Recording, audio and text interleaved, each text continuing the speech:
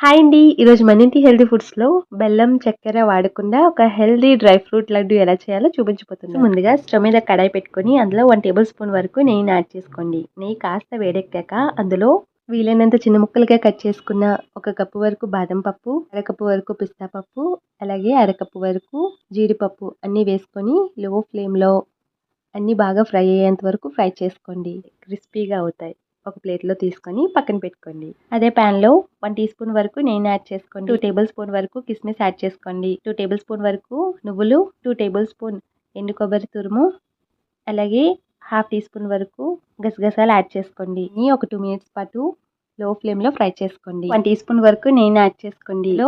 లోపల గింజలు తీసేసిన 1 కప్పు వరకు ఖర్జూరం పళ్ళుని యాడ్ చేసుకోండి. 2-3 మినిట్స్ పాటు కలుపుతూ వేయించారండి. మంచి టెక్స్చర్ వస్తుంది. ఎవరి కోసం పావు టీ స్పూన్ ఇలాచి పౌడర్ యాడ్ చేసుకోండి. మరొకసారి అంతా బాగా